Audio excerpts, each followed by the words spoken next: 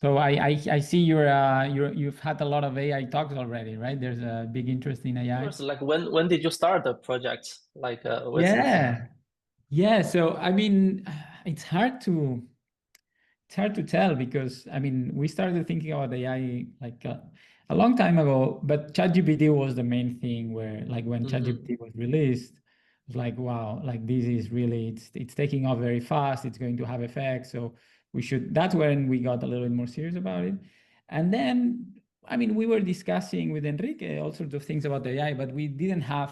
It wasn't clear that we would be able to contribute much. But then we thought of these knowledge hierarchies of Garicano and said, that sounds like that sounds like a great place to start in terms of thinking about AI. And we checked and no one seemed to have done it. And I was like, wow. So then it's when we started really. And I guess that was the fall of 23. Yeah. So and congratulations for the thanks. publication. Yeah, I mean, once we found the way to tackle the problem, we really worked extremely hard. Like we locked our doors and really like worked very, very hard because we thought like, wow, this is so timely and no one has done it. And now from like since then we've just been shifting our like we were both Enrique was working on some stuff, I was working on some stuff, and now essentially we've shifted to this because it's there's so much to do, I think, in terms of AI presents so many big questions. Yeah, very big questions. It's not clear how to tackle them. So there's role for theory as well, I think. Of course. The data, I mean, it's of course empirics is good, but it's not exactly clear. Like the technology is moving so fast that we might want to be thinking about more powerful models before we actually have data for them, right? So it's an exciting time, I think, for all of us. I don't know how you guys see it. And I see that I have the same opinion, share the same opinion with you. So I'm also currently doing some of the AI related research, like looking into the ethics and the risk preferences of large language models. And it was presented in the Luohan Academy series like about 1 year ago. And yeah, because I also see that you have making very forward-looking assumptions about the AI's ability and how it interacts with human beings. And some of them hasn't happened yet, but we are seeing them happening. That's right. Yeah. So that's related to what I was mentioning, right? Of we have to, I mean, we are allowed, I think, to use theory to look ahead a little bit to prepare for what might be coming, even though it's not 100% sure it's coming, but it's good to prepare for it in a way, right? So for sure, yeah. Congratulations on your publication. Yeah, but still, it seems that you have a very smooth, submission and revision process, right? Yeah, very fast. Okay. Very fast. It was. I mean, we were lucky. We found the right editor for it. He was very quick and very good. He gave us very good referees that made the paper much better. So like dream outcome, to be honest. Like I don't expect that to ever happen again, but yeah, it was. I mean, we also presented. We're lucky enough to present it at a lot of places before submitting, where we got very good feedback. So I think the first submission was already quite polished. And then I mean dream outcome. Yeah. So and again, I think the role of the editor is so important. Finding the right editor for the paper. So yeah, we were lucky in that regard. Yeah. It was Esteban. Yeah, that's right. Esteban Rossi Hansberg. Yeah. Who knows? Knows. I mean, he's the leader of these literature knowledge hierarchies with Luis Garicano, and so he probably he looked for referees in the right place, in the literature, people who know exactly what's going on and appreciated the contribution. So yeah, super grateful and super excited. Yeah. But still, I feel I want to present it because I mean, we have other papers we're working on, but I feel like this is sort of the start, like this is the main message is here, and then the other papers, I mean, build in a way on this message. So yeah, I'm still excited to present it, even though it's accepted for publication. I still think, you know, it would be nice for people to realize that this paper is out there, and hopefully build on what we're doing, because there's, as we were saying before, there's so many open questions, and so many things that we did, like we assume that you could assume other ways and explore, right? So there's so many things to explore. It's fascinating, I think. Yeah. And do you also have some plans to test some of your hypotheses? Yeah, so I mean, that would be awesome. That would be ideal. Our results have implications for how to do that, and it sort of says, okay, you should be looking at the autonomy very carefully and how to define autonomy. So I think what we've done so far is sort of useful for that. We are not well positioned enough yet to get, like, I think for that you need very good, like, large company that will allow you to do these kind of experiments. We haven't found the opportunity yet, but we're looking. I mean, we would be excited to get the opportunity to test this relevance of autonomy. And yeah, I think there's people, again, it's a little like when we started, we want to do it, but we're not sure we're in the best position to do it. There's other people who have all the connections that we still don't have so much. But yeah, it would be exciting for sure. Yeah. Yeah, and the related, yeah, I should go ahead. Oh, I'm going to talk about another question I have in mind, but maybe you should go ahead. You can finish. Yeah, just want to mention that there are a lot of things going on in the Silicon Valley about the new organizations of the AI firms, and definitely they are operating in a quite different form than the previous firms, and it's quite relevant to the hierarchy that you are thinking about in your research agenda. So what do you have in mind? What kind of new things? So, for example, some of if they find some there's a company called Every, and they only have about 15 employees, but they are managing like more than 4 products and also newsletter about the AI tools. And what they do is that whenever they find something that will be repeated again and again, they just build AI agent specifically for that task so that they can automate it. So basically, they have some employees as who are just AIs. Oh, I see. Yeah. So I've been spending some time in Silicon Valley, and you see these kind of things all the time, like billboards around, like all sorts of companies Yeah. selling this kind of stuff. So it's I haven't been there for 6 months, and I'm going back there in September. I'm really looking forward to it because it changes so fast. You know, I really want to know what's happening. Just one logistical thing. Should I be preparing my slides? Will I be sharing them, or who's going to be sharing them? I think you can just start sharing now. Okay, so so that let we me can make sure that everything works. Good. Okay, so let me do that.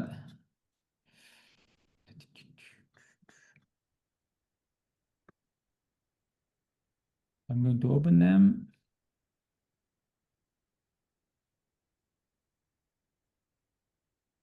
Okay. So if I share,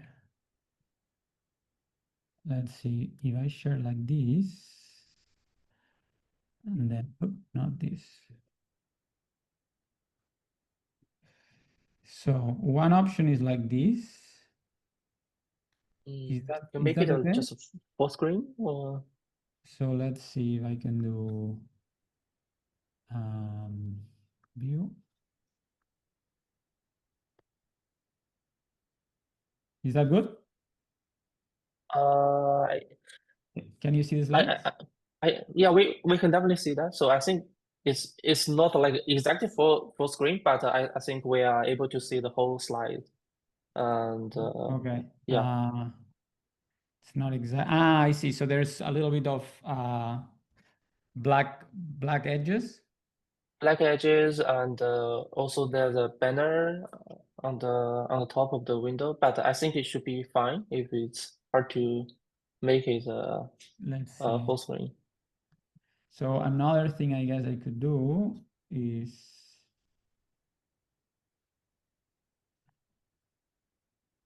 so I'll stop share.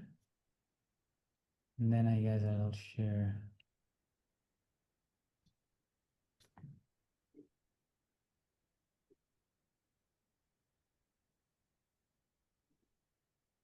Is this better? Yeah, that's perfect. Okay. Yeah. Is it the same or better? It's better. Yeah. Now Okay. we don't see the banners anymore. Okay, good. And Yulu, did you have a question? Oh, yeah, it's a very quick question. I think also pretty related to what you just described. So I wonder, I feel like this AI right now is still in this pretty fast growing phase, which is also a kind of early stage phase. So I wonder when you do research around it, I think on the other hand, on the one hand, it's pretty exciting, but on the other hand, maybe there are some expectations or assumptions that you made previously 1 month ago, maybe changed 1 month later. So I wonder, do you have such experience? How do you feel about it in general? Yeah, no, it's a very relevant question. So what we're trying to do is not get caught up too much on what's happening at the moment and the latest model and the latest capability, but think more like from first principles. Like what is, for example, one big thing about this paper that we try to emphasize, and we sort of like think what is really fundamentally different about this technology beyond like the month to month or year to year changes. It's more like, well, and what we realize here, it's okay, it's about non-codified knowledge, what that means, and then exploring the fundamentals without getting caught up in whether it knows how to do exactly this or not. So, but you're completely right that the technology is changing very fast, but that's in part why I think we need to, I mean, theory is especially useful at this point, because you can think about future scenarios that we still have no data, but perhaps in 3 years it's going to be super relevant, right? So yeah, I don't have a great answer, but we're trying to focus on the fundamentals more than the details of what it can or cannot do today. Yeah. Yeah. Thanks for sharing. Yeah, cheers.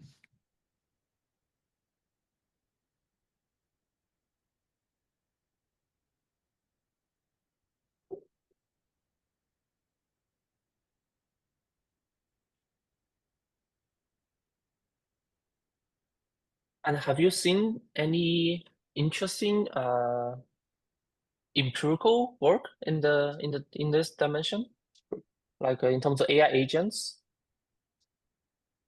So there's I guess the most closely related paper that is sort of forthcoming is there's Eric Brynjolfsson has a paper on that I know, customer service agents. So that would be it. But there it's the agents don't have autonomy. They are like just helping the humans. So I wonder if there could be a similar experiment done where also the AI agents can handle customer problems by themselves and compare. I would love to see that. I haven't seen that yet, but I assume people are looking into this. Yeah. Yeah, because like this year, everybody is talking, especially in the industry, everybody is talking about AI agents, and it seems like in some of the use cases they are getting autonomy somehow, and so some of things that That's right. you have Yeah. assumed are coming. Yeah, that's right. Yeah, so that's a big takeaway in the end of this paper, is this idea of, okay, what does that mean? Like, how does this affect the labor income inequality, and what role, if any, there's for regulation? Because once we start seeing this autonomy, we might be worried about regulation, and there's many ways to attack it. Here we propose one way to think about regulating this AI autonomy, which has trade-offs as always, but yeah. And also I feel like China is very advanced at this point on AI, no? So you probably are seeing applications of AI that perhaps in Europe or the US we haven't seen yet. We're seeing some of the applications, but for some of the high stake scenarios, for example, in finance, I know that the company has developed some of the services like that can help people make decisions, but they still don't give them full autonomy because the potential manipulation of the agents, because it's so easy to manipulate with prompting and other hacks. So they're not really using it for the services, but I guess things will change in the very short future. Yeah, things are changing fast, huh? Yeah. So probably let's get started. What do you think? Yeah, sounds good to me. Okay. So good morning, good afternoon, and good evening, everyone. So welcome to our Luohan Academy seminar on AI in the knowledge economy. And today we are very happy to have Eduard Talamàs from IESE Barcelona Business School to give us a talk on a quite a pricing question: how will scalable general purpose AI shape our work, our wages, and also our organization structure? And Edward, you have 1 hour, and people are allowed to ask questions whenever they want, and you can just pick your pick the ones who you like to talk to. And yeah, it'll be 1 hour, and let's the floor is yours. Let's hope let's looking forward to the wonderful journey we have together. Thank you so much. Thank you so much for the introduction and for having me. I'm very excited to be presenting this joint work with Enrique IESE. We're both at the IESE Business School in Barcelona, and the goal of this paper is really threefold. On the one hand, we want to organize the discussion about AI's labor market impact. There is a lot of uncertainty about this new technology that seems to be very powerful. It's evolving very fast, and there's a lot of uncertainty even how to talk about it, how to think about it.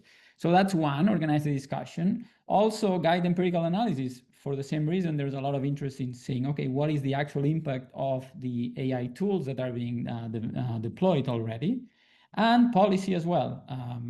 There's regulators are looking at this technology and wondering, okay, should we step in? What should we be doing? How to think about regulation in this setting, right? So the first thing we want to do is, okay, what is this AI? It's a general purpose technology. It can do many things. We'll be thinking about it as an automation technology. And the first thing that comes to mind, and I think it's important to answer, is, okay, how is this different from previous automation technologies? And why does this matter? So we want to start with this point. Then, once we understand that, we want to have a way of thinking who is going to be complemented by AI and who's going to be substituted by AI. The automation versus replacement question is very interesting, and not only will it automate humans, will it augment humans, but more importantly, we have heterogeneity. Who's going to benefit from this technology? Who's going to lose from the technology? This is a critical question we would like to ask. Then, in terms of empirical analysis, we have, of course, a lot of interest and a lot of experiments being done and people looking at data to try to understand who are going to be the winners and losers from AI. And there seems to be contradictory evidence. Some papers, like this QJ paper that is forthcoming by Eric Brynjolfsson, Lee and Raymond, some papers like this one find that AI will benefit the least knowledgeable the most. But then there's other evidence suggesting that the opposite is going to happen, and that introducing AI actually increases the demand for high-skilled individuals. So it's not clear from the existing empirical evidence whether the winners will be those who are more skilled, more knowledgeable, or vice versa, right? So the question is, okay, how do we think about this? Can we rationalize it? And what kind of new data we would need to sort of make sense and rationalize this evidence? And finally, in terms of policy, there's a lot of talk and discussion and excitement and also worry about AI being more and more autonomous and AI being more like AI agents that can do a lot of stuff in the world by themselves. And there's a question of that this sounds like a big deal. Should we be thinking about regulating? What are the effects of regulating this kind of autonomy? These are the things we want to answer. So these are the objectives. We'll by the end of the talk, I'll give you our answers, what we'll learn from our paper in terms of these questions. So let's start from the key question of why is AI different from previous automation technology? Is there anything fundamentally different? And we believe there is something fundamentally different. And actually, this has been pointed out by previous work. Eric Brynjolfsson and Tom Mitchell have made this point a while ago, David Otter as well, that the main difference between AI and previous automation technologies is that previous automation technologies like robots in terms of manual work or enterprise software in terms of cognitive work, they were all based on cognitive work, on codifiable knowledge work. What do we mean by codifiable? It means that these are things you can put into an algorithm or a recipe. You can explain exactly how this thing is going to be done. Once you can explain that, it's relatively easy often to have a machine do that task or that job, right? If you can explain exactly how it's done. The thing is that a lot of the tasks and a lot of the work involves knowledge that some humans know, but it's very hard to explain exactly how to do. The classical example is riding a bike, but there's many other examples of things that we know how to do, or some people know how to do, but it's very hard to explain how you do that. The key difference between AI and previous automation technologies is that actually AI breaks into this non-codifiable realm, because we don't train AI by giving it recipes, we train AI by giving it a lot of experience. And with this experience, this training of AI can actually get its own non-codifiable knowledge. So that's the key difference in our view between AI and previous automation technologies. We're going to be focusing on cognitive knowledge work. There's also the possibility that we'll be able to combine this ability of AI to do non-codifiable work with manual abilities by robots, and then we would get what a lot of people are calling physical AI. We're not going to be focused on manual work so much. We'll restrict attention to cognitive knowledge work. So our contribution really is to take this observation and think, okay, why is this important economically? And the reason we think it's very important economically is because there's this whole literature that has been built on the idea that non-codifiable knowledge work is a major economic bottleneck in the economy, right? This goes back to Polanyi's observation of we know more than we can tell back in the 60s, but the economic literature really started with Luis Garicano's job market paper in 2000, where he said, okay, there is this major constraint in the economy, which is non-codifiable knowledge work, and organizations play a key role to make the best possible use of this knowledge, right? So what's the argument? The argument is that non-codifiable knowledge work is embodied in non-codifiable knowledge is embodied in individuals, and it's very hard to transfer. So the use of this knowledge is constrained by the time of the individual who possesses the knowledge, right? As a result, organizations play a key role in making the best possible use of the time of those who know a lot, so that they can use their time in the best possible way, so that society essentially can use this knowledge in the best possible way, right? So once we realize that non-codifiable knowledge work is a key bottleneck, it's very scarce because it's very hard to transfer, and organizations are built in part to make the best possible use of this knowledge. If we have this new technology that comes and automate this bottleneck, we would expect a huge reorganization in the economy. And that's really the essential idea of this paper, is to say, well, we have this new technology, AI, that can automate this bottleneck and can do it at scale, right? It can use computing power, which is very abundant, and start doing this thing that was very, very precious and was very, very, the big constraint in the economy, right? So the essential idea, before getting into details, is, well, AI scalability means we should expect a reorganization of society, a reorganization of knowledge work in particular. We want to understand this reorganization to be able to understand the effects of AI on the labor market more generally, right? So let me give you an outline of the talk. First, I'll give you a canonical model of the knowledge economy. This is the baseline model in this literature. We're not going to be modifying this model at all at the beginning. So we're just going to, the first part, I'm going to be explaining to you the basic model of the knowledge economy. where production relies on this idea of non-codifiable knowledge. And there's organizations that form to make the best possible use of this knowledge. Okay, so there's going to be nothing new here, but it's going to be our baseline. And to this baseline, we're going to introduce AI. And we're going to think of AI as a technology that can automate this knowledge work. Then once I've described what AI is in this setting, how we think about it, how we model it, then I'll illustrate the economic implications of introducing AI in this economy. Then we'll discuss the role of autonomy by saying, okay, what if AI is actually not autonomous, so that we can compare. And finally, once we have these, we'll have all the pieces to discuss, okay, how do we think about this seemingly contradictory empirical evidence? If there's no questions, I'll go ahead. Okay, so let me start with this baseline model. There's no AI here. This is just a standard model of the knowledge economy literature. In particular, I'm going to be describing the baseline model of Antras, Garicano, Rossi, Hansberg in the QJE and Fuchs, Garicano, Rayo in Ristad. Okay, so how does the model work? Well, there's going to be a unit mass of humans, each endowed with 1 unit of time and some knowledge Z, which is distributed according to some arbitrary distribution on the 0-1 line.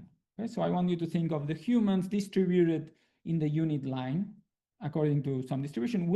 All the illustrations I'm going to be assuming there's going to be a uniform distribution, so humans are uniformly distributed in terms of knowledge in the unit line. But all our results hold for any distribution of knowledge. Okay, I'll just show you illustrations with the uniform, but the messages I'm going to emphasize are all general.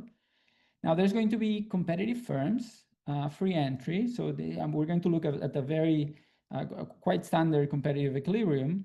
And the role of firms here is going to be to organize production. So I would like to tell you how production looks like here. And again, the production is all about trying to solve problems in this setting. Okay. So what can the firms do to produce? They can hire workers. Okay, what do workers do? Each worker needs her time to pursue a particular project. Okay, you can think of these as of a customer support agent taking a call. There's a problem, so that will take 1 unit of time. Every agent who pursues every individual who pursues a project will have to spend her unit of time doing that. All projects look ex ante identical at the beginning. Now, the thing is that once you're pursuing a project, a problem will come up with some difficulty, which is uniformly distributed in 0-1. And the worker will be able to solve that problem if her knowledge is above the difficulty of the problem. If she can do that, if her knowledge is sufficiently high, then she'll produce 1 unit of output. If the problem is harder than her knowledge, is above her knowledge, then she cannot produce, she'll produce 0. Now that's not the only thing that can happen, otherwise it would be quite a boring model. What we're going to allow is to organizations having hierarchies, in the sense that firms can also hire another human to be a solver, or a manager if you want. So we can have hierarchies of some agents pursuing projects and asking their manager when they find a very hard problem. Okay, so let me explain that bit now. So before explaining the details, let me tell you that the essence of what this is trying to do. The essence is, or the main idea is that hierarchical firms allow firms to have solvers that are shielded from routine work. They don't have to spend this unit of time doing routine work. They can specialize in solving the hard problems that arise in the organization. Okay, that is in the literature, it's called management by exception, and it's captured by this nice quote by Alfred Sloan back in the day, who said, "We do not do much routine work with details. They never get up to us. I work fairly hard, but on exceptions," right? It's this idea that the manager is there, it's shielded from all the routine stuff, and the manager only, or the solver only, sees the very hard problems. And the manager's time is exclusively used to focus on the hard problems. Okay. The reason this is a model of tacit knowledge or non-codifiable knowledge is that the manager or the solver, the knowledgeable individuals, they cannot just explain ex ante how to solve all problems that might arise. The communication is essential in this setting, because knowledge is non-codifiable. You cannot really explain what you know. So we need communication within the firm when the problem actually arises. Okay. So let me tell you how the model captures all this.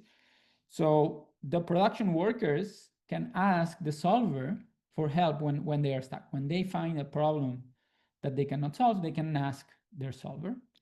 And that there's going to be a communication cost that is going to be paid. For simplicity, we assume it's paid by the solver. Okay, so every time a worker asks the solver will take 8 units of time in terms of helping time, communicating time. Okay, and this cost is going to be paid regardless of whether the solver can actually help because she has enough knowledge relative to the problem, or perhaps there's communication and the manager says, actually, this problem is above my own knowledge, so I cannot help. But the communication cost is paid regardless. So I want you to be thinking of these as the two possible firms in this economy. On the one hand, on the left side, we can have firms that have no managers, no hierarchy. They're just individuals pursuing projects on their own. And then there's the possibility of a firm forming a hierarchy where it will hire a bunch of humans, each pursuing projects. These humans will actually produce by themselves and not bother the solver if they can. But if they get stuck, they cannot solve the problem, they cannot produce, then they'll communicate with the solver. And there's going to be just enough workers at the bottom of the hierarchy so to use the unit of time of the solver fully. Okay, you'll see that in a minute. So two remarks. In this picture, I'm implicitly assuming that there's homogeneous knowledge at the bottom layer of an organization. So when an organization hires humans, they will all have the same knowledge at the bottom. And this is actually without a lot of generality, because as we'll see in a minute, there's going to be positive assortative matching. So the best workers match with the best solvers. And as a result, it's never optimal to form a team with different knowledge levels at the bottom layer. And second, you could start thinking about more layers. And a lot of the papers in the literature do that and think, okay, perhaps we want to put another layer, third layer, fourth layer, and so forth, and that can be useful. For simplicity in this paper, we restrict attention to 2 layers. We think we capture the main reorganization effects that AI will bring. But I mean, we have some results for more general layers in the paper, and there's in general much more work to do on this topic. But let me just focus on 2 layers for simplicity. So we'll restrict attention to 2-layer firms. Good. So we'll look at the competitive equilibrium of this setting. And the competitive equilibrium, which is also going to be the efficient outcome, because there's no externalities of any sort here, will have to tell us 3 things. The first thing the equilibrium has to tell us is occupations. It has to tell us, okay, out of the humans who live in the 0-1 line, who is going to become a worker in a 2-layer firm who pursues projects and asks a solver? That's we're going to be called a worker. Independent producers who just pursue projects but they don't have a solver, and solvers, those who are actually at the top of organizations, right? So the equilibrium will have to tell us this. And the first result that is important here is that we'll see a stratification result. What does that mean? It means that the humans who end up being in equilibrium, being workers at the bottom of an organization, are going to be the least knowledgeable individuals. The ones who are going to be helping them are going to be the most knowledgeable individuals, the solvers, right? So essentially, those who specialize in problem solving are going to be those who know the most. That's the idea of stratification. Why is that? Because the marginal value of knowledge is higher for solvers and producers because they see many more problems. Producers see one problem, the one they're facing. Solvers will see many problems, many hard problems. So it's because they're going to be seeing so many more problems, the marginal value of having more knowledge is higher for solvers. As a result, you want to put those who know more to see many problems. That's the intuition. Edward? Yeah. So are there some learning in the process, or are there some career ladders? That's a great question, and that's something that it's an open question here. We don't think about learning here. Everyone has their own knowledge, and there's communication within the firm, but there's no learning. And also, we don't allow or we don't consider endogenous choices in terms of what do you want to know, given that there's no AI or there's AI. So there's all very interesting questions. Here we're not addressing them. We're just focusing on, we have a pre-AI economy, agents have some knowledge, they produce in a certain way, they organize in a certain way. Now we'll introduce AI, how agents rearrange. But there are important questions that we don't ask about training, learning, and so forth. Thanks. Yeah, because with the appearance of AI, that will also affect people's career choice, their skills, right. distribution. So probably the distribution of the different types of workers might change endogenously. But I agree, like as a first step, it's important to make everything simple. Thanks. Yeah. So I love this comment. You're completely right. And these I'll be answering, I think, a lot of the questions like this. And it's my honest answer. You start thinking about this, there's so many open questions. We had to narrow it down and carry it to be able to, focus on something, and we focus on something we think is important. But you're completely right. There's so many open questions. There's so many things, and we hope that this framework will actually help see the problems that need to be thought in a clearer way, right? And hopefully the framework is useful to ask these other questions. But yeah, in this paper we start doing something we think is important, but there's a lot more work to do for sure. Thanks.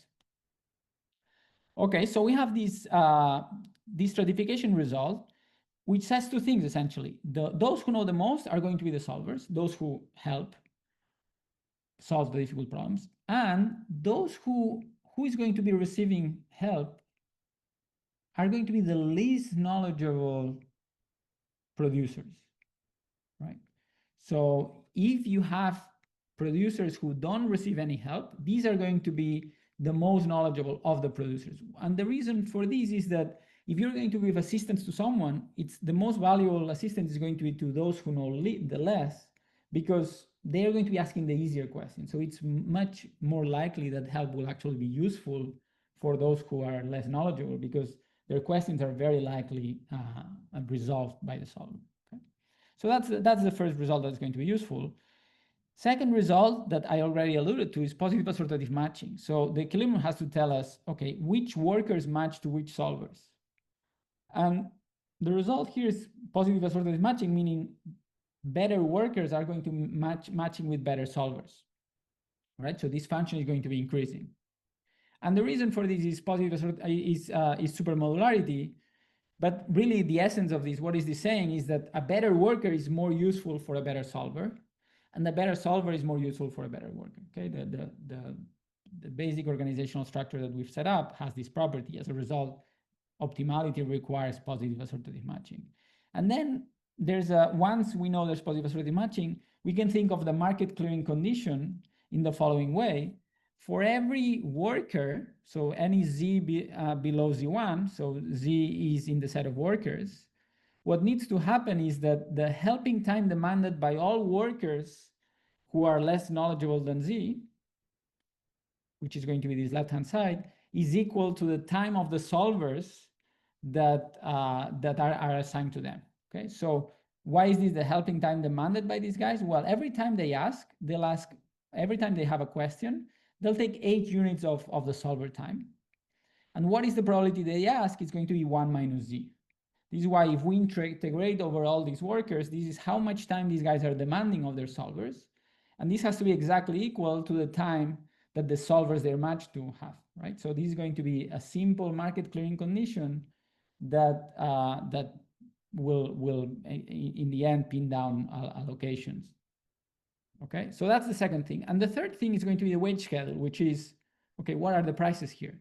Every individual has a unit of time, puts it into the labor market inelastically, doesn't decide how much to work. It just, okay, every individual works 1 unit of time. What is going to be the wage of each worker? What is going to be the wage associated with each knowledge? Okay, and that's going to be determined by the zero profit condition. So firms organize production optimally and end up making zero profits. Okay, so that's going to be the equilibrium. Let me give you an illustration of this equilibrium. And we're going to be focusing on the case where helping cost or communication cost is relatively small, so that it's always optimal to match individuals. It's not optimal to have independent producers. Okay, we look at in the online appendix, we take the case where H is larger and there's independent producers in the pre-AI economy. The same story goes through, right? But it's much simpler in terms of how many cases we have to do. To just look at the case where communication cost is small, so that pre-AI, there's no independent producers. Now, let me give you an illustration of how this equilibrium looks like, and hopefully this will make everything clearer. As I said before, we'll be looking at, just to illustrate, the uniform distribution. So humans are going to be uniformly distributed in the 0-1 line in terms of knowledge, right? And the helping cost here is going to be a half. So every time a human asks a solver, the solver will spend half her time communicating with the worker. Okay. So how does the equilibrium look like? It will look like this. Okay. So on the x-axis, we have the humans distributed between 0 and 1, and there's going to be a threshold here that says, okay, if your knowledge is below this threshold, you're going to be a worker. And if your knowledge is above the threshold, you're going to be a solver. That's the threshold that divides the set W with the set S. So that's the first thing, and that's occupational stratification.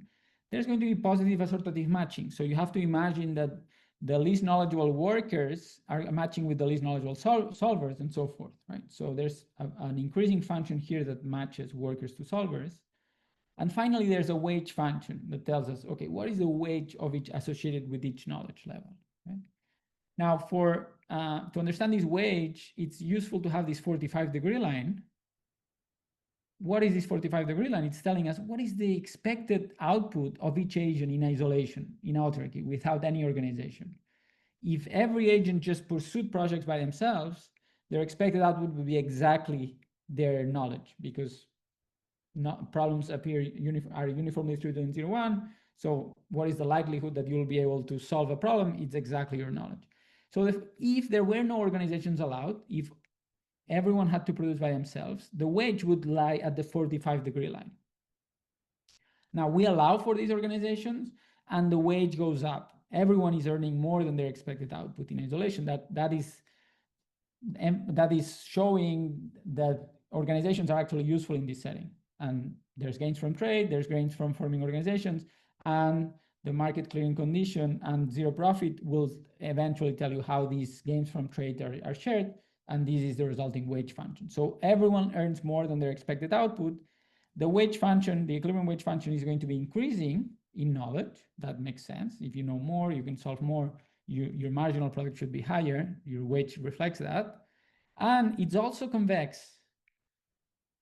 And the reason it's convex is because when you become better, have more knowledge, or if you have more knowledge, not only you can solve more problems on your own, but you are also better matched.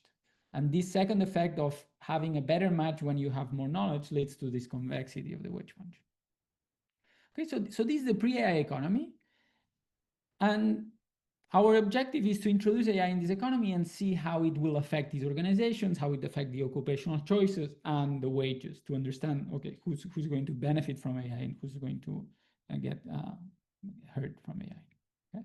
So let's go there. How do we introduce AI? Before telling you exactly how we do it in the model, I want to give you sort of the philosophy behind it. We spend a lot of time thinking about AI and how to actually model it in this setting, how to think about it. So before I tell you exactly how we do it, let me tell you the guiding principles, okay? And it's going to be 3 guiding principles. The first one is that we're thinking about this rise of general purpose AI foundation models that try to get, in a sense, to a general intelligence, not just particular applications, but they're trying to develop a sort of a digital brain that can do everything, or is general in the sense of like, just like a human brain is very general. It's not very specific. Okay, so we want to be thinking about these general purpose foundation models. That's the first one. Second, we've said already, there's these ambitions, and actually some firms are already starting to deploy AI agents that are way beyond chatbots, and they can actually do more and more stuff on their own. And finally, and probably most importantly, is we want to capture this idea that AI can be applied at scale. Okay? And this scale can be understood in many ways. We're going to be thinking about it in two ways in particular. The first one, which is quite fundamental, we think, is that there's a fundamental difference between these foundation models and the organic brains in our heads, because we humans can only access our brain with our own time. So every brain is attached to a particular unit of time, and we cannot trade time, right? I cannot say, okay, I prefer my friend's brain more than my brain. So what we're going to do is we're going to use my time and my friend's time with her brain. We cannot do these kind of things with humans, but we can do this with AI. We can, every foundation model is not tied to a particular machine time or computing power. We can move computing power across brains, and that's quite fundamentally different from humans. In particular, if we have the best foundation model we've been able to create, we can put all computing power with that brain, right? And that's not something we can do with humans, and we think that should make a big role. We want to capture these. And second is not only this point A, but also there's a lot of machine time, and also machine time is growing exponentially while human time is not growing exponentially. So we want to think of this idea of potentially there's going to be a lot of machine time. So if we can use this machine time to deploy AI agents, that's going to be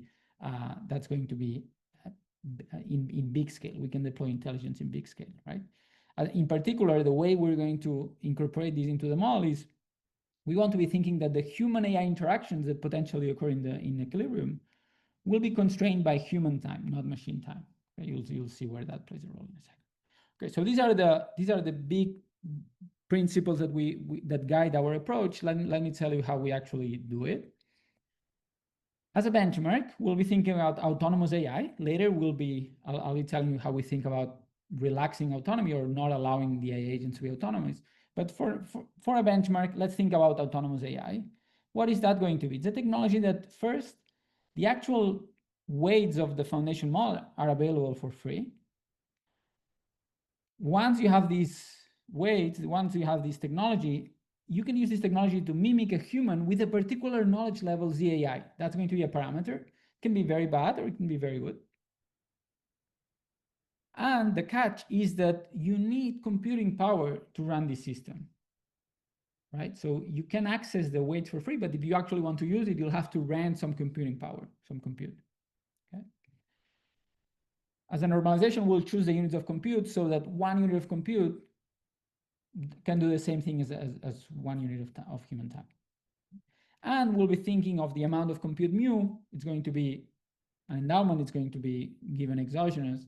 And we're going to be thinking about it as large in a sense I'll describe in a minute. But before that, let's make sure we are on the same board, on the same page. These are the kinds of organizations that were possible pre-AI, either independent production or an organization with humans. Now that we introduce this autonomous AI agent in this setting, there's 3 other possible organizations. You can think of AI agents doing independent production, just like humans before.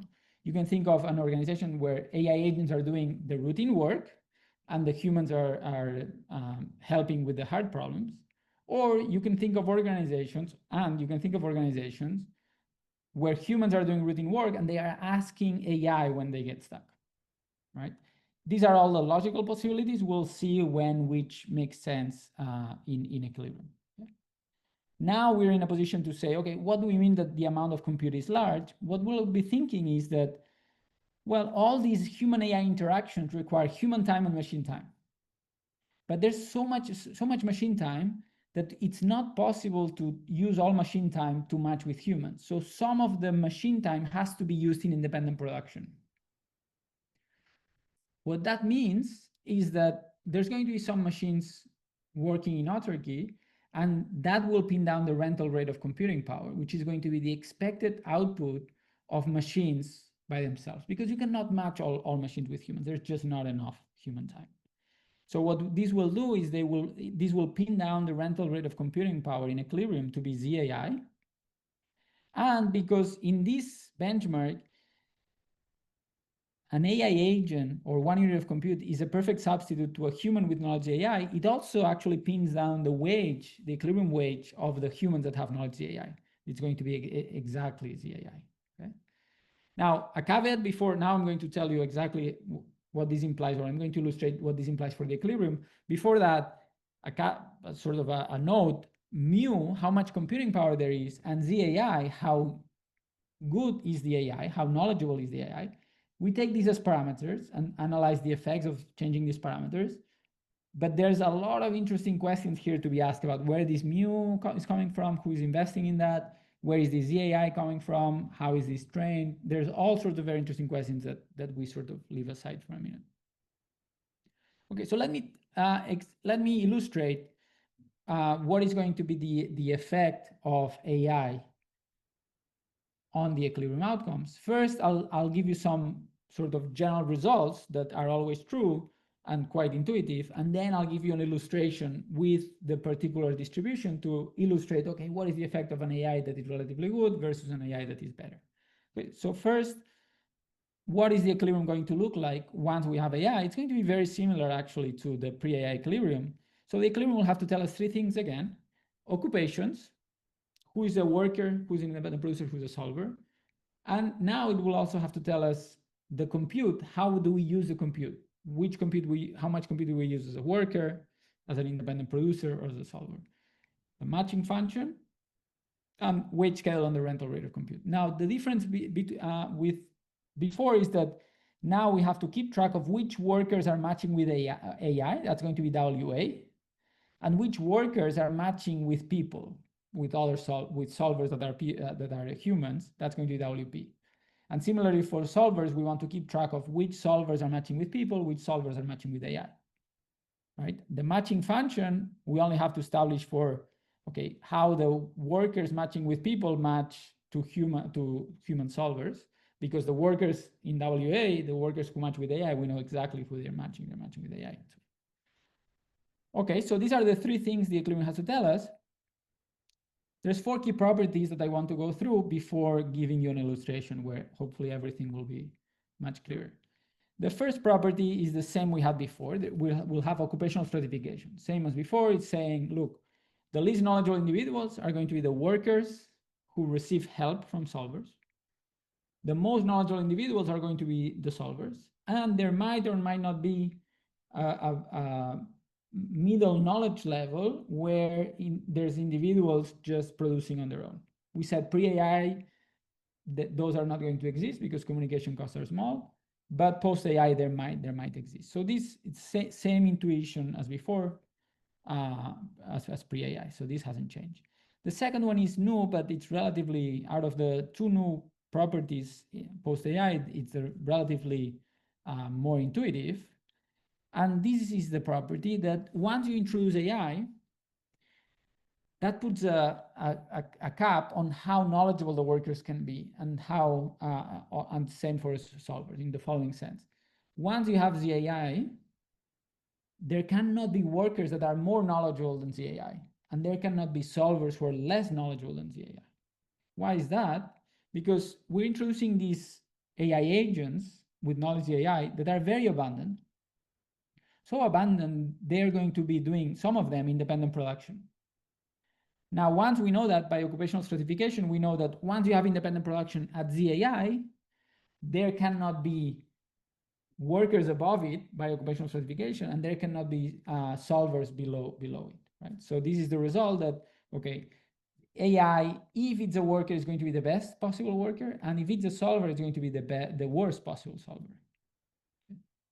The third property, same as before, it's positive assortative matching. Better workers match with better solvers. And these also manifest in the sense of the workers who match with AI are going to be the least knowledgeable of the workers. Why is that? Well, because we've already established that if AI is a solver, it's going to be the least knowledgeable solver. So it's going to match with the least knowledgeable workers. That's positive assortative matching. Similarly, because AI, if it's a worker, is going to be the best worker, it's going to match with the best solvers. That's why SA are going to be more knowledgeable than SP. Now, the final condition before we go to the illustrations, how is AI used in equilibrium? These AI agents, are they going to be in the bottom of the organization, in the top of the organization? We know for sure some of the agents are going to be in independent production, but the rest is not so clear. And it actually takes quite a bit of work to characterize this precisely. We move the characterization in the online appendix. It's not that important, but the following partial characterization is important, which is if ZAI falls in the pre-AI knowledge camp, so in the pre-AI worker camp, in the sense of ZAI, this parameter of how knowledgeable AI is, if it's equivalent to the knowledge level in which humans of that knowledge level pre-AI were doing routine work, then AI, once we introduce AI, it will be used as a worker, potentially also as a solver, but definitely as a worker. If AI is more advanced, in the sense that the knowledge of AI corresponds to a knowledge level that pre-AI was actually a manager or a solver, then AI, once we introduce it, is going to definitely be used as a solver, potentially also as a worker. Exactly when it's used as a solver and a worker, again, it takes a little bit more effort, but it's not crucial to the results. So once we know this, let me give you the illustration, okay, which hopefully will make the impact of AI quite transparent. Again, this is a particular example with uniform distribution of knowledge and communication cost a half. So we start with the pre-AI equilibrium, and we introduce relatively basic autonomous AI here. So these are going to be AI agents that have knowledge 1/4. We already know quite a bit about what the effects are going to be. We know that the rental rate of compute is going to be ZAI, and the wage at ZAI, the wage of the knowledge that have this, the wage of the humans that have the same knowledge as the AI agents, is going to go down all the way to ZAI, all the way to the 45-degree line. We also know that there cannot be workers that are more knowledgeable than ZAI. So all these workers that all those individuals who are more knowledgeable than AI and they were workers, they will have to relocate somewhere else. They cannot be workers anymore. They'll have to be either solvers or independent producers. So let's see how this looks like. The blue line tells us the post-AI equilibrium, and it's comparing it to the red, which is the pre-AI.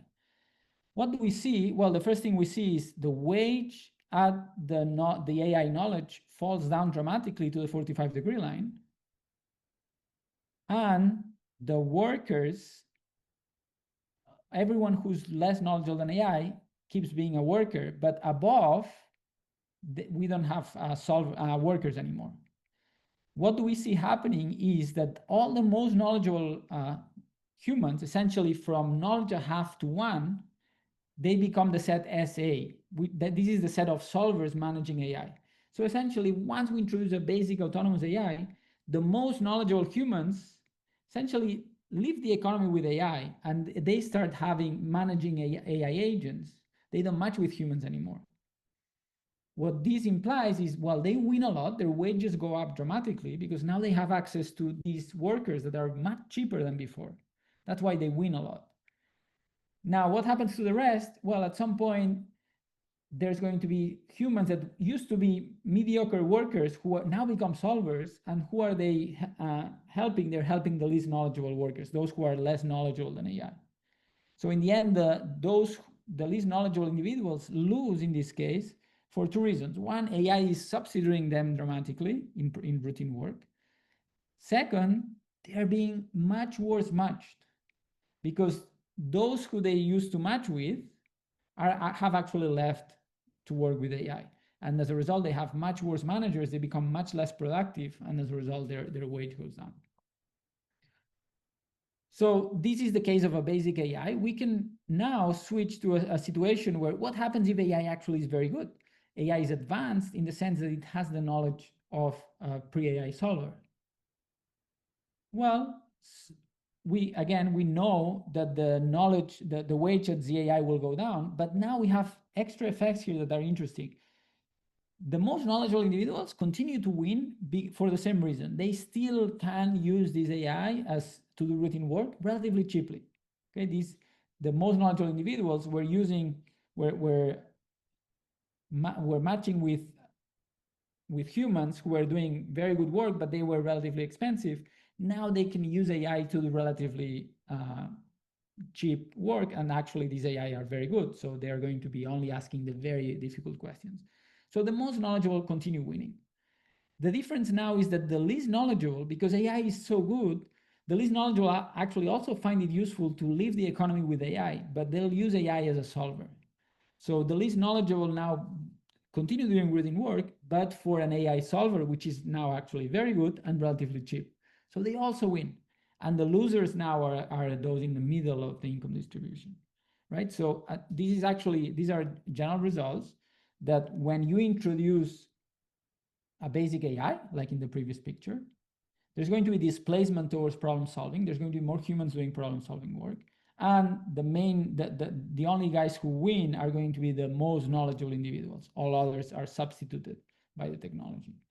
When AI is very good, it's advanced AI, like in this picture, what we're going to see is a movement in the opposite direction. You can see in this figure how there's a movement towards routine work. The set of problem solvers actually shrinks in this case. But in this case, also what happens is the most knowledgeable continue winning, but the least knowledgeable also win. So in general, the winners in introducing AI are at the extremes of the knowledge distribution. There's always winners at the top, and there's winners at the bottom of the knowledge distribution also if AI is good enough. Okay, so these are we in the paper we prove all these results in general for general distributions and communication costs. This is just an illustration. But instead of going to the general results, I would like to move towards the role of AI autonomy, because having AI agents that are autonomous plays a key role in these kind of results, and that's what I want to illustrate now. Okay, so far we focused on autonomous AI agents, which can do everything that humans can do. Okay, they can pursue projects autonomously. They can also provide problem-solving advice. What if we restrict autonomy and we only allow AI to sort of help solving problems, but AI cannot pursue projects on its own? Okay, so in particular, it can only be a solver. Humans who are pursuing projects on their own, they can ask AI for help, but you cannot use AI to pursue projects for you. Okay? Essentially, what we're saying is these were the kind of organizations that were allowed. Now we will prohibit any organizations where AI is doing things independently, pursuing projects independently. Okay, so the only way we can use AI now is as a solver. Now let's illustrate these effects. For comparison, we have the autonomous AI case, a basic AI. This is essentially what we've said before. Basic AI will help the most knowledgeable, hurt the least knowledgeable. Augment or complement the most knowledgeable, substitute the least knowledgeable. Okay? And it increases labor income inequality, right? So precisely because of this reason. Now let's illustrate how what happens when we introduce a similar AI, same ZAI, but this AI is not autonomous. So you cannot use it to do routine work. You can only use it as a solver. You can only use it to help humans solve problems. This is going to be the effect. What do we see here? In red is the pre-AI wage, as before, but now in dashed black, what we have is the wage post-AI with an AI that is not autonomous. And what we see is actually labor income inequality decreases instead of increasing. Non-autonomous AI helps the least knowledgeable, and it actually hurts the most knowledgeable. Why is that? Well, think about it.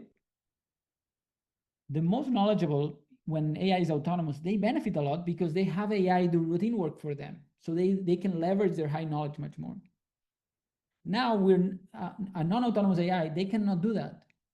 Non-autonomous AI is only useful to help you solve problems when you're stuck. But if you're very knowledgeable, that's not going to be very useful because you're not stuck very much. And when you're stuck, AI won't help you much.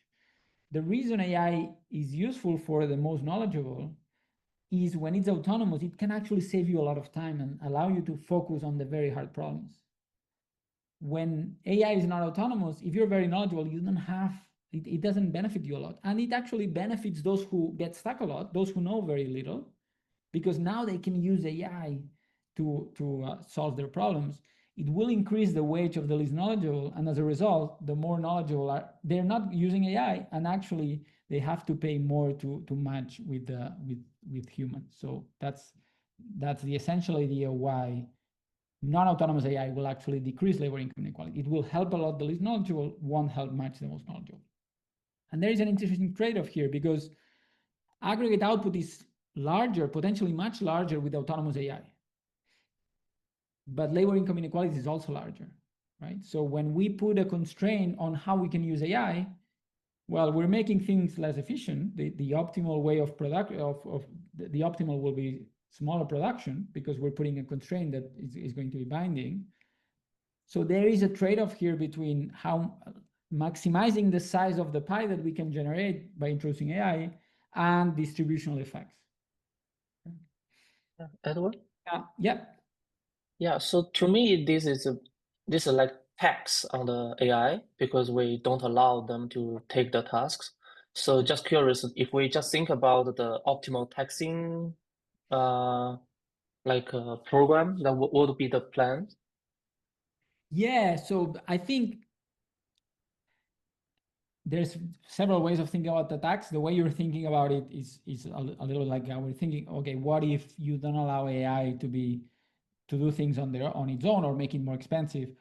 Now, the optimal is a little bit, it depends on the objective, right? That's essentially one of the points we're making here, which is if you want to maximize output, actually you don't want to tax much, because you want to, so the equilibrium is efficient. So if the AI technologically is autonomous, maximizing output, you would say, okay, there's nothing to worry about here. But what we're saying is that if the AI is autonomous, yeah, it maximizes output, it's efficient, but it also leads to potentially much larger labor income inequality. So you might want to limit autonomy if you're worried about income distribution, right? But what optimal is depends on, well, how do you trade off size of the pie versus distribution of the pie? But yeah, that's a very relevant question. Okay, before I conclude, we start by saying, look, there seems to be contradictory evidence out there. Can we rationalize it? So the evidence is varied. There's quite a bit of experimental papers actually suggesting that AI, once you introduce AI into a firm, in different kinds of firms, different kinds of industries, it tends to benefit the least knowledgeable the most. So those who are less productive when you introduce AI, they seem to benefit the most and increase their productivity the most when you introduce AI in their firms. On the other hand, there's also evidence based on not so much there's also experimental evidence. Roldan Monés it's also an experimental setup, but these other two papers are more about observational data, suggesting that once you introduce AI, the demand for high-skilled individuals goes up, suggesting that actually this AI is going to be complementary to the high-skilled more than the low-skilled. So the question is, okay, what's going on? How do we think about this? Now, one potential view is that in these experiments that where AI is benefiting the least knowledgeable individuals, they are arguably focusing on AI agents that help humans solve problems. But in other settings, in other experiments, or in actual observational data and in actual firms, what might be happening is that we're seeing AI that actually helps with routine work, which the model suggests that would be helping the most knowledgeable, right? So this is very speculative, but the general point that is not speculative is that we should be controlling for AI autonomy. The question of, does AI help the least knowledgeable more than the more knowledgeable? That's not actually well defined. We have to think, what kind of AI? And in particular, how autonomous is the AI agent? That's sort of one of the key messages of our paper is, look, if an AI agent that is autonomous will have completely different effects than the same technology when it's less autonomous. So let me conclude, and then perhaps if there's any questions, I'll be happy to discuss them. We started with these 3 goals in mind for this paper: organize the discussion, guide empirical analysis, and guide policy. So let's recap the sort of the questions we've reached along the way. How is AI different from previous automation technology? Well, AI can get at non-codifiable knowledge. And that's something, it was a big dividing line of previous automation technologies. Look, we could automate everything that could be codified, that could be put into an algorithm, but not the things that we know, but we can tell. Now AI is getting into this non-codifiable realm, and that's a big deal. Why is it a big deal? Well, because that's actually a major bottleneck in the economy, right? So now we can automate at scale a major bottleneck, which is this non-codifiable knowledge. Now we build a framework. This tells us what determines who's complemented and who's substituted by AI. In our framework, if you introduce AI, autonomous AI, it will mainly benefit the most knowledgeable, because this AI will do a lot of routine work relatively cheaply for the most knowledgeable, allows the most knowledgeable to leverage their high knowledge much better. But the same AI that is non-autonomous will actually mainly benefit the least knowledgeable, and can hurt the most knowledgeable as a result. In terms of empirical analysis, well, the contradictory evidence could be explained by the idea that we're not keeping autonomy fixed, right? So we should be, once we're measuring and thinking about who's complement, who's substitute, we should be thinking about autonomy, and we should try to keep it constant across experiments to be able to compare the effects of AI in different industries. So we should not only be sort of measuring IQ of the AI agents, how intelligent they are, or even their emotional intelligence, but also their AQ, the action quotient, how much can they do autonomously? That our theory suggests that's actually an important determinant of the effects of AI agents. And finally, can we guide policy? What are the effects of regulating AI autonomy? In our framework, there is a very stark trade-off between aggregate output and inequality. If you want the most output, allow the AI to be very autonomous. That will create the largest output. But that can come with a much bigger labor income inequality. If you're worried about that, then you have this trade-off between aggregate output and labor income inequality. To conclude, beyond our model, we've made a lot of assumptions. We think it's been very useful to sort of get a sense of the main forces, being very concrete with a particular model. But the main idea, even if you don't like the way we've modeled things, the main idea is that AI is an automation technology that can be used at scale and can automate a major bottleneck in the economy at scale, one where organizations were playing a big role to organize. Now, if you introduce AI, that should lead to a reorganization of the economy. And that's sort of what we're after. We want to understand how AI will affect organizations as a way to understand the ultimate effect of AI. So this framework suggests that you introduce AI, it will lead to major reorganizations, and understanding these reorganizations is going to be useful to understand in the end the major, the bigger effects on the economy. Thank you so much. If there's any questions, I'll be happy to discuss them. Thank you, Edward, and very fantastic paper. So now let's open the floor for some questions.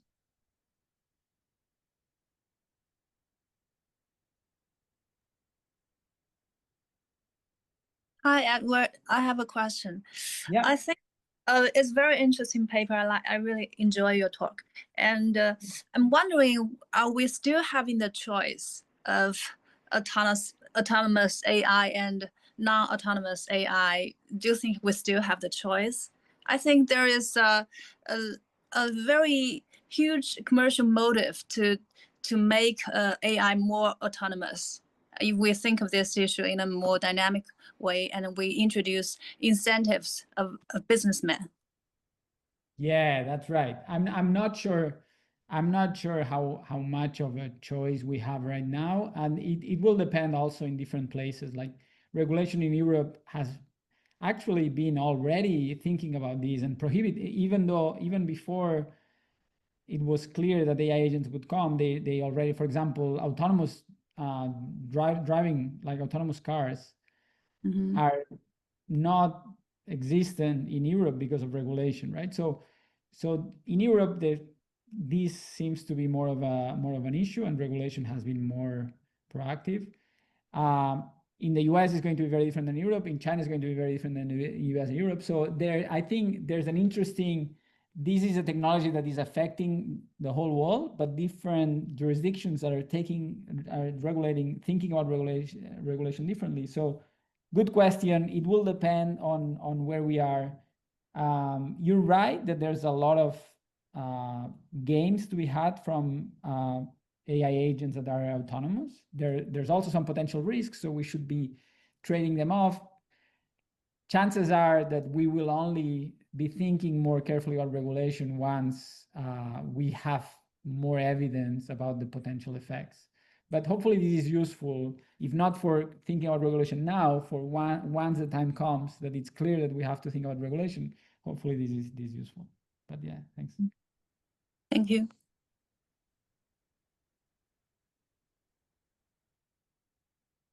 Hello.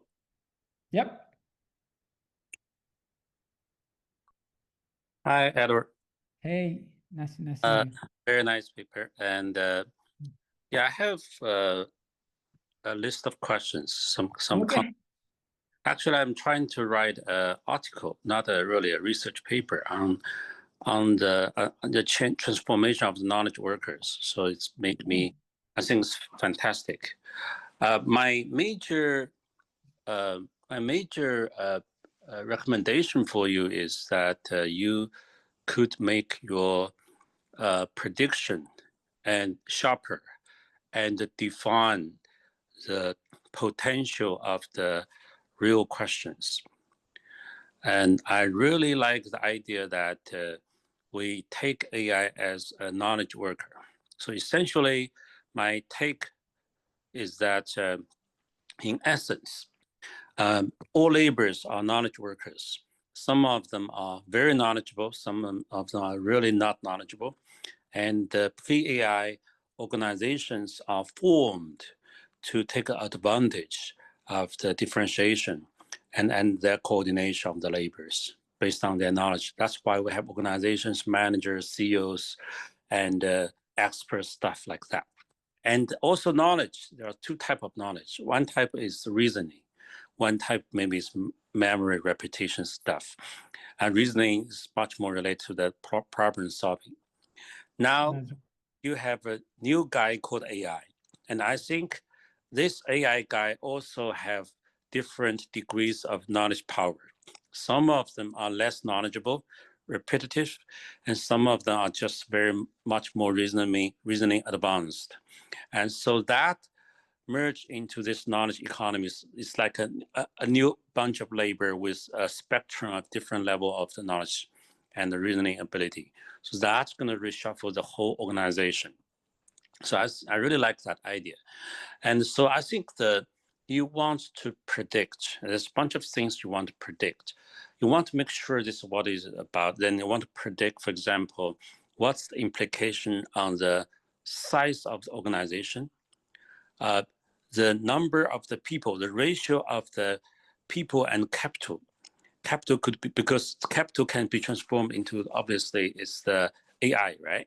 So previously we just merged, the difference between the capital and technologies is now it's much more blurred. So I think the ratio of the people and the capital might change, and also the unit of the functional units within a firm or as a firm can change. Now we're talking about the one-person unicorn, or we see in many companies, let's see in OpenAI or other companies, the organization becomes much smaller. The whole team is a whole functional team. Less humans, more capital, in a sense, you know? Yeah, I think what I would think is that you only need a small bunch of people to organize, to take a leverage on the scaling effect of the AI, So that's why you see small teams of people and you see many agents, multiple agents. So I think that's because this is starting from your premise. You should naturally come down to talk about its impact on the scale, on the ratio of the human and the capital, and on the functional units of organizations. That's my first point. Second, you should be able to, at least you should point out the questions and seek the answers. What's the direction of the migration of the labors? And where are they going? And based on your definition, you should be found areas that humans will be shuffled to that direction, because it's like new territories, they'll be forced to migrate there. And also it must have impact on labor, on income, as you said. But I think probably you want to be a little bit more cautious, because it's obviously the people who can really leverage on the AI, the manager type, the complicated, the problem solver type will benefit from this, but also the least knowledgeable people will also benefit from that. So in that sense, then it's not exactly clear about the income inequality. It's not exactly clear to me, and nor is it even clear about the employment rate. Actually, many less knowledgeable workers or some knowledge workers, so-called knowledge workers that are doing kind of repetitive white-collar job, they will actually be equipped with agents to do something that has not been done before. And it's really like the automation forced a bunch of people to move to service. Now these people will be equipped with those AIs to do some new stuff. I think that could still continue. But anyway, the two questions where people should be going based on your principle of your models and how the impact on income. But I think you probably want to be a little bit more patient, a little bit more cautious about the income impact. It's not, probably want to observe a little bit more. Now, my second bunch of the question or the suggestion is that how it's going to change our understanding of the production function. Now, previously we have production function that separates. We have the labor, capital, and technology, Cobb-Douglas stuff type. But now, actually, the relation of them is blurred, because now you're going to have a different type of labor. And that is also very much related to the capital. And I think you probably, but I'm not familiar with this. But you want to, probably you already know. It's just I don't know. But you want to look at the automation literature, whether that should be modeled in the production function, or it's not necessary. But now, if this guy becomes intelligent or knowledgeable, then should it be put into the production function? And how does that change the economy? The stuff like that. There's a bunch of, I think there's implications for the people look at the macro stuff.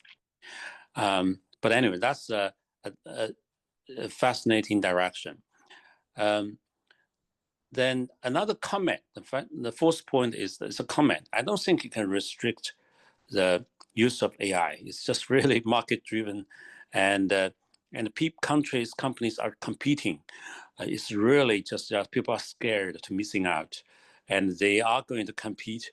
So I think what we can do really to think about is to help people to be equipped with the new skills, to live with the agents, to migrate.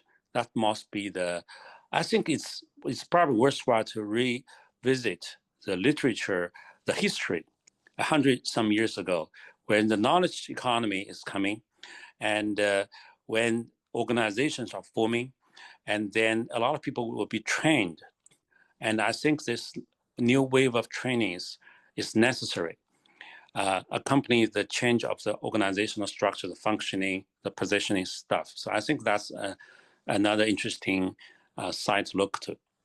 And another point, my fifth point is that I think, but in the middle of this, of course, we can see that we can see AI as a bunch of the knowledgeable workers with different levels. But what is the end game? Gradually, all those guys, gradually this AI becomes more and more knowledgeable and automated. And people will be pushed in some new territory or corners. So what is the end game? Can we say something about it? If we have a principle, we have a model, can economists say something about this?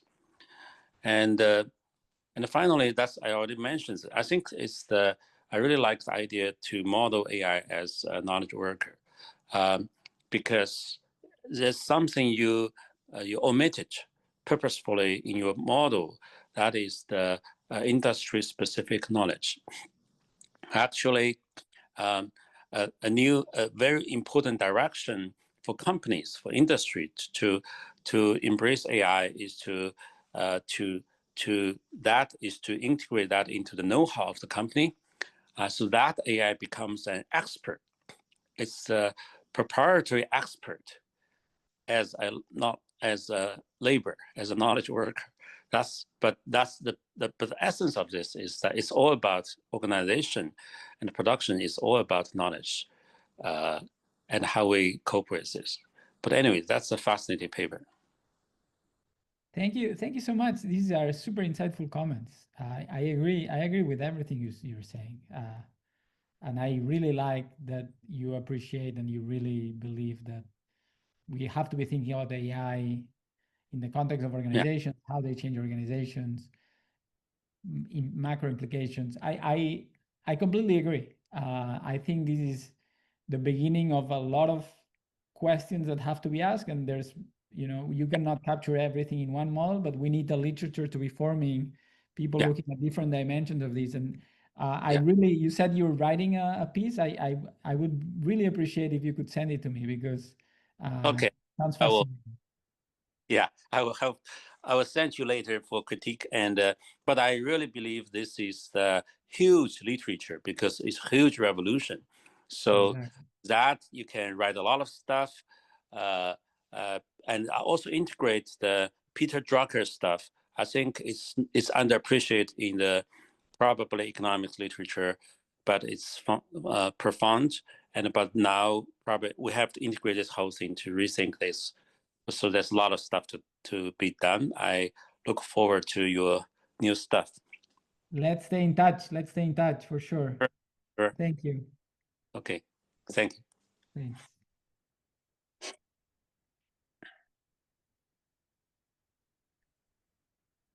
Okay.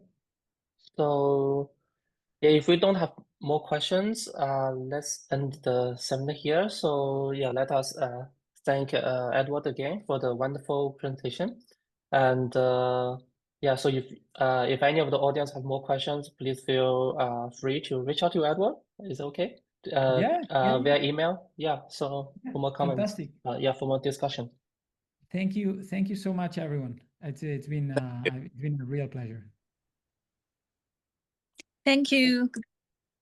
Thank you. Bye.